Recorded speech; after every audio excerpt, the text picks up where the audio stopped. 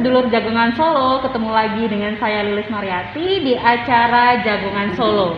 Nah, kali ini kita kedatangan bintang tamu yang menarik karena salah satu relawan atau aktivis ya, bisa dibilang seperti itu, dari komunitas Dahar Gratis. Siapa sih? Kita kenalan yuk.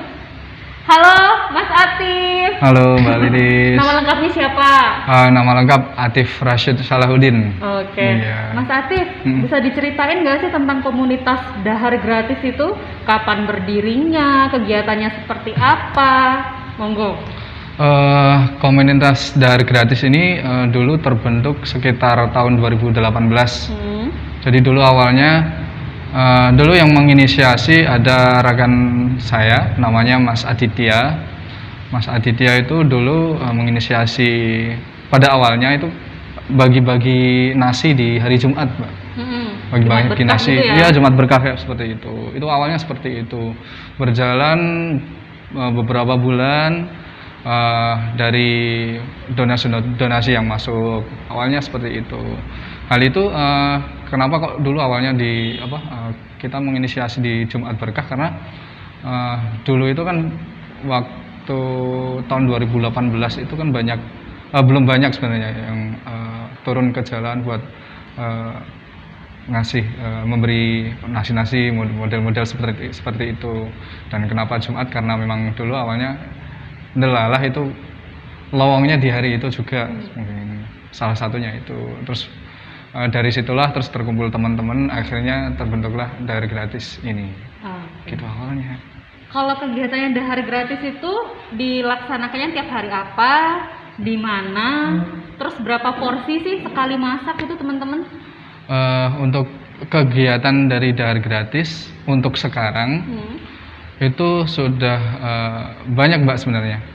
Tapi yang istiqomah, yang pasti ada itu biasanya di hari Selasa. Di Selasa pagi itu kita ada program namanya sarapan gratis.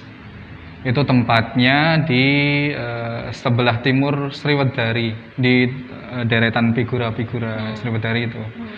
Itu kita laksanakan biasanya di pagi hari. Dari jam? Mulai biasanya kita jam 6 pagi. Jam 6 pagi. Terus habisnya nggak bisa kita tentuin berapa jam gitu. Oke. Itu masak sendiri teman-teman dari Dahar Gratis atau pesen ke tempat lain, pihak ketiga, atau kayak gimana Mas? Dulu awalnya kita karena jadi begini ceritanya, mungkin agak panjang. Dari dulu awal pertama kan dari hari Jumat Berkah itu, dari situ ternyata antusiasme dari teman-teman semua untuk berdonasi itu tinggi.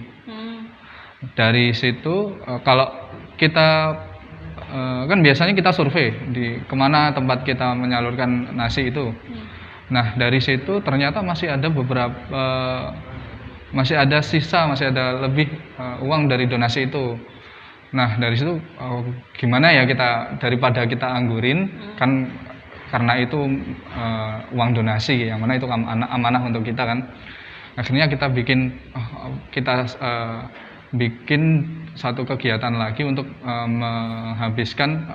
menyerap donasi itu. Akhirnya jadi sarapan gratis itu Mbak. Jadi dulu awalnya memang menu-menu yang ada di sarapan itu ya seadanya dalam artian ya kan hasil dari sisa di donasi di hari Jumat itu. Makanya dulu awalnya menunya berupa kayak bubur, terus makaroni dan sebagainya. Tapi alhamdulillah karena apresiasi dari teman-teman semua itu sangat luar biasa, yang sebenarnya kita nggak menyangka bakal sebagus itu. Akhirnya kita berkembang itu di Selasa paginya itu. Dan untuk sekarang dulu ada kita masak sendiri Pak, karena memang untuk merampingkan budget juga agar hasilnya bisa maksimal, bisa terserap maksimal. Tapi sering juga kita biasanya kayak mayoni. Jadi kita lihat ada pedagang-pedagang, seumpama ada pedagang nasi liwet nih di sini. Kayaknya bisa nih kita di Selasa minggu depan kita kita mayoni ibu itu untuk kita boyong ke Sriwedari itu, kita borong masakannya untuk kita kasihkan ke saudara-saudara kita yang butuh di situ. Setiap Selasa pagi itu kira-kira berapa porsi Mas habis dalam satu hari penyelenggaraan dahar gratis? Rata-rata sekitar 150 sampai 180 porsi itu di tiap Selasa itu, Mbak. Pernah sampai nggak habis nggak? Nggak pernah. Jadi habis terus ya? Alhamdulillah habis terus. Butuh berapa jam? Dari jam 6 pagi sampai itu dinyatakan udah nih kita stop, habis? Itu yang seru, Mbak.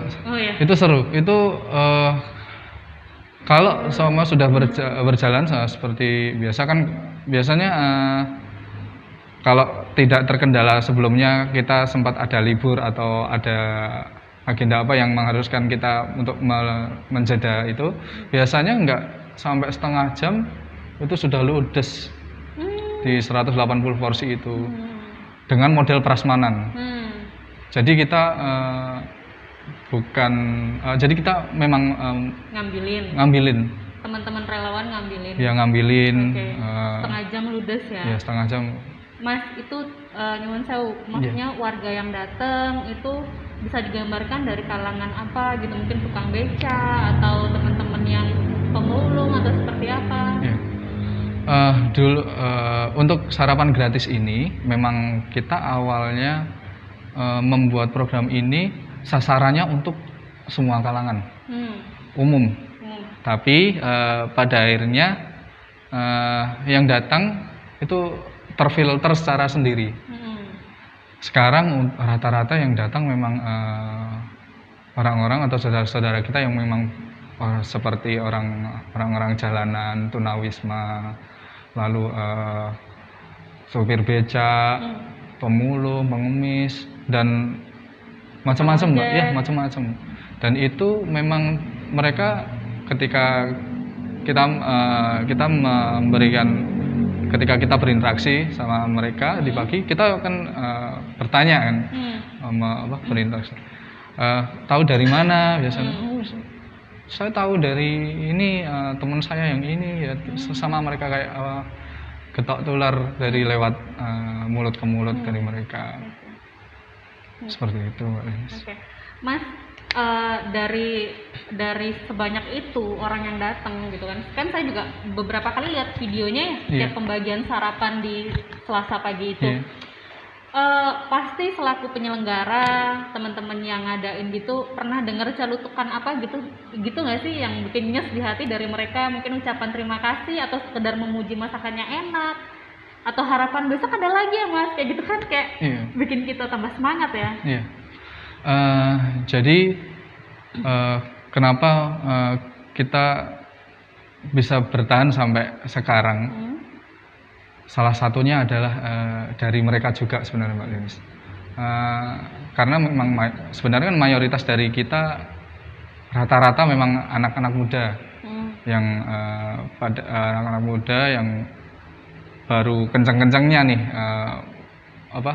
bergelut sama ya pekerjaan, sama keluarga. Terus dengan hadirnya mereka, di setiap mereka datang, yang bikin kita tuh selalu tersuntik semangatnya memang doa-doa dari mereka sebenarnya. Mereka setiap kita, makanya salah satunya kenapa di awal kita memilih menggunakan teknik prasmanan, karena memang kita pengen melakukan interaksi secara langsung dengan mereka dengan cara kita kayak bahasa Jawa ngelongke, memberikan nasi, memberikan interaksi sama mereka. Di setiap itu doa-doa itu mengalir deras kepada kita, dan dari situ sebenarnya kita yang butuh itu sebenarnya bukan mereka, yang butuh itu kita. Akhirnya itulah yang pada akhirnya membuat kita menjadi semakin bersemangat sebenarnya. Contoh doanya deh. Matur nuwun nggih Mas. Ya, itu secara apa kayak gimana kan Mas itu yang biasa denger. Kan banyak nyun sewu ya sebelumnya, karena mereka orang-orang yang datang pada akhirnya adalah kalangan dengan mungkin dengan tingkat intelektual yang tidak tinggi, mereka orang-orang jalanan yang terbiasa hidup keras kan di jalanan. Untuk mereka tuh memberikan rasa terima kasih itu kita tangkap tuh sebagai sebuah hal yang sangat tulus sekali. Iya, pasti. Sangat tulus dan banyak ketika mereka membawa anak-anak mereka, kan kita selalu kampanye ke mereka, besok kalau ada temennya silahkan ke sini, semuanya gitu diajakin. Iya mas, besok saya bawa anak saya ke sini, besok saya bawa tetangga saya, maaf aku ada mbah saya yang terkena stroke dan sebagainya. Walaupun mungkin itu sebenarnya wujud mereka sebenarnya kesannya pengen double ya, karena mungkin satu porsi belum cukup untuk mereka, pengen double tapi dengan cara-cara seperti itu. Tapi itu yang pada akhirnya kita tangkap sebagai mereka memang benar-benar butuh sekali, butuh sekali. Dan Mas, suka dukanya pasti ada dong. Mungkin teman-teman relawan yang ngurusin, mungkin tadi kan juga Mas Atif bilang kalau sudah lagi kencang-kencang lagi di dunia pekerjaan, di dunia keluarga, mungkin lagi ada nggak sempet-sempetnya, suka dukanya pasti ada lah. Bisa di-share dong. Kalau sebenarnya salah satunya yang terbesar mungkin malah dari kita sendiri, Mbak. Karena pada akhirnya untuk sekarang kita sudah menjadi sebuah yayasan, sudah berbadan hukum dan kita sudah mempunyai kepengurusan. Sudah berbadan hukum itu per tanggal kapan? Tahun 2020. Aku tanggalnya lupa. Per 2020 kita alhamdulillah sudah resmi menjadi sebuah yayasan. Itu sebagai bentuk kita ketika kita mau terjun ke dunia sosial terutama yang seperti ini, emang nggak boleh cuma setengah-setengah. Saya dan teman-teman pada akhirnya mempunyai pemikiran yang sama akan hal itu. Maka dari itu kita memutuskan kita harus total untuk itu. Karena kalau cuma setengah-setengah emang nanti nggak jadi apa-apa. Dan energi, tenaga, waktu yang kita keluarkan itu akan terkuras habis dan akan sia-sia.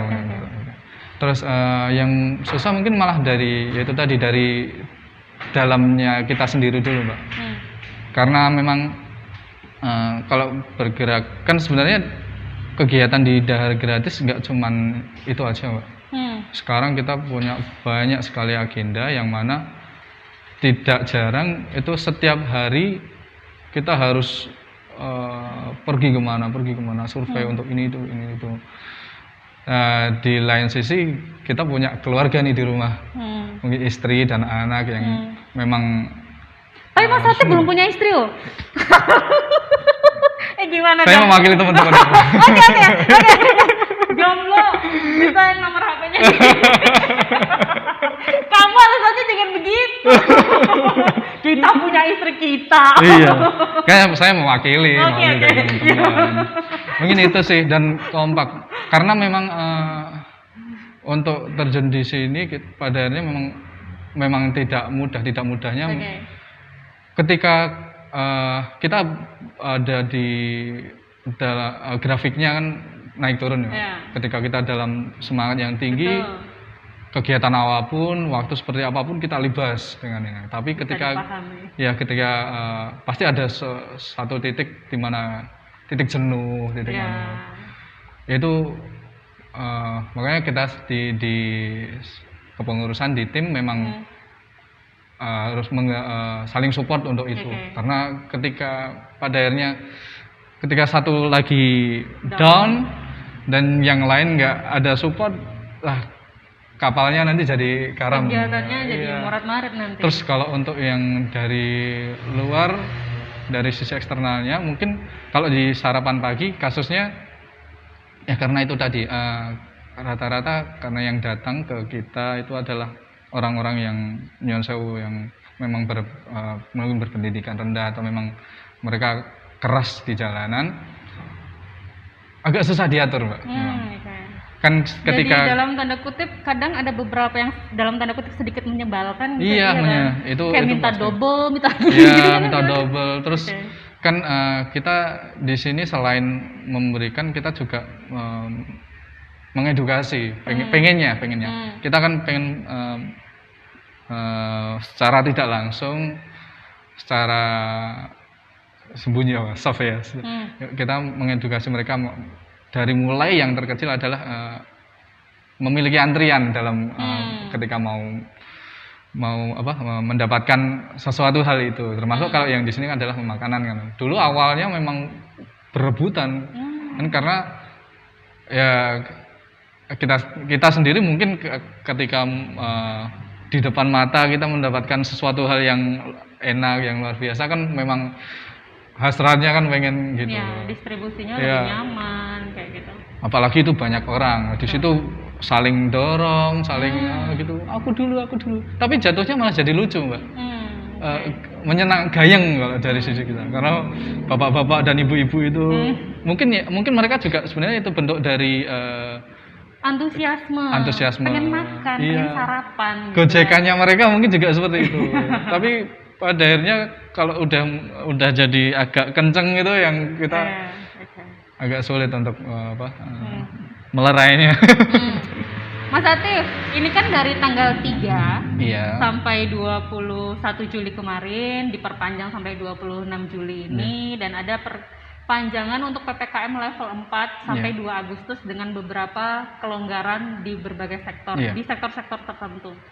Yang mau saya tanyakan adalah, apakah selama PPKM berlangsung itu warga yang datang itu lebih banyak gitu waktu sarapan gratis? Itu sebenarnya iya, Pak. Iya. Atau waktunya misalnya ini 180 porsi, harusnya setengah jam habis, 10 menit habis, gimana? Dulu sebenarnya untuk pembagian ini di sarapan gratis di Selasih kan, yang di tahun lalu, di kondisi pandemi yang di tahun lalu, di awal tahun lalu kan Solo melakukan KLB untuk pertama kalinya ya. Kalau tidak salah ingat. Nah, otomatis kegiatan sarapan gratis waktu itu kita tiadakan dulu. Mau nggak mau kita harus tiadakan, karena memang peraturan dari pemerintah daerah kan mengharuskan untuk tidak ada kerumunan dan sebagainya. Terus pada akhirnya tapi donasi masih masuk terus ini. Terus donasi masih masuk terus. Pada akhirnya kita alihkan, mau nggak mau harus tetap, niatannya sama kan, tujuannya juga sama. Kita alihkan ke pembagian sembako dan sembako yang wadahnya kita berikan ke orang-orang yang membutuhkan. Dulu waktu yang pandemi pertama kan, karena memang orang-orang yang masih rela bekerja di luar, yang mana terdampak pandemi itu kan. Tapi setelah itu kan kita sarapannya vakum sekitar 6 bulan. Setelah itu, setelah datang lagi, awal kita adain lagi masih sepi itu. Ya karena memang belum banyak yang tahu lagi kita ada. Ya, tapi setelah itu sampai ini kemarin grafiknya memang naik terus. Grafiknya naik terus, porsi-porsi.